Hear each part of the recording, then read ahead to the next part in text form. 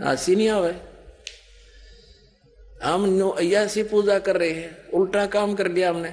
ब्रह्मा विष्णु महेश को हम इष्ट रूप में पूज रहे हैं, गमले में ला दिए ब्रह्मा विष्णु महेश और ये पूजा कर रहे हैं। तो कोई क्या कहेगा, समझदार व्यक्ति ने घर सीधा कर ले इसने, और वो लड़े, हट जा दूर, खबरदार तूने क्या कर दिया। अब देखो जड़ छोड़ दी हमने, अब जड़ ऊपर रहेगी तो भक्ति रूपी पौधा सूख गया। ये यूजलेस है, ये शास्त्र विधि को त्याग कर शास्त्र विरुद्ध साधना है, ये उल्टा बीजा हुआ भक्ति रूपी पौधा।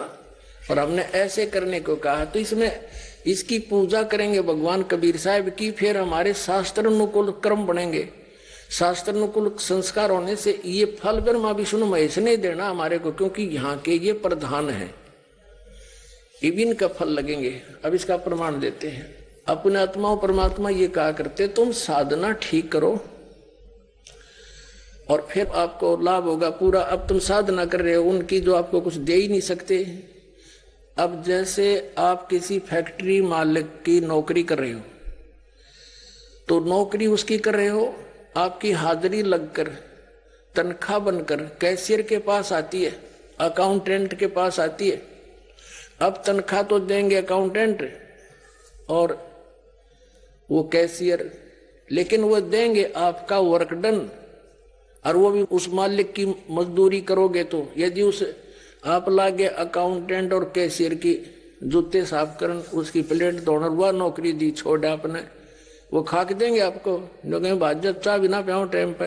तो इसी प्रकार हमने पूजा तो करनी है, मजदूरी तो करनी, इष्ट रूप में तो पूजना परमपिता को, कबीर साहब को, और फिर उससे बनेंगे हमारे शास्त्र अनुकूल जितने भी शुभ संस्कार फिर देंगे। यही यहाँ पर जब तक आप यहाँ रहोगे तो यहाँ के ये प्रधान है, इन्होंने हमारा वर्क डन देना है।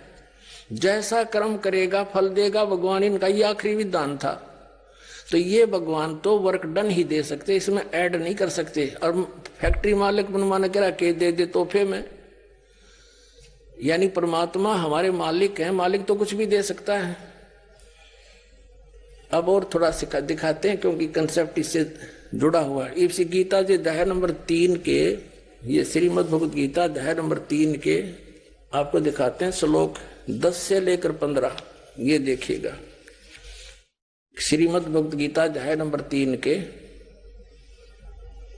और श्लोक नंबर 10। प्रजापति ब्रह्मा ने कल्प के आदि में यज्ञ सहित प्रजाओं को रचकर कहा था, तुम लोग इस यज्ञ के द्वारा, यज्ञ माने धार्मिक अनुष्ठान, शास्त्र अनुकूल वृद्धि को प्राप्त हो। यह यज्ञ तुम लोगों को इच्छित भोग प्रदान करने वाली हो। 11वें में कहा है, यज्ञ के द्वारा देवताओं को उन्नत करो और वो देवता तुम लोगों को उन्नत करें।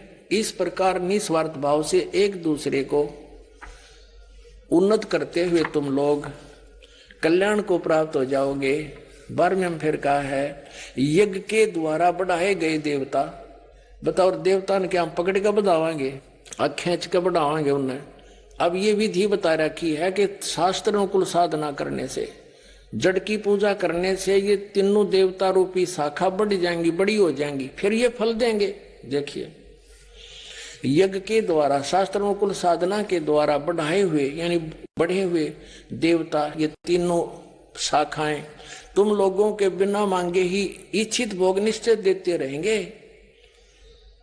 उन देवताओं को दिए हुए भोगों को जो पुरुष उनके बिना दिए स्वयं भोगता है वह चोर है। अब क्या सिद्ध हो गया कि जैसे हम मूल की पूजा करेंगे, मूल की यानी जड़ की पूजा करने से टहनी बड़ी हो जाएंगी, ये देवता बढ़ गए, बड़े होकर ये फलों से लथपथ हो जाएंगी, ये टहनी बिना मांगे देंगे अपने आप, क्योंकि हम मूल की पूजा कर रहे हैं तो अपने आप इनका बस की बात नहीं, देने पड़ेंगे फल हमारे को। आगे देखो, और जो फिर कहते हैं धर्म दान नहीं करते तो वो तो चोर हैं, वो फिर स्वयं भोगता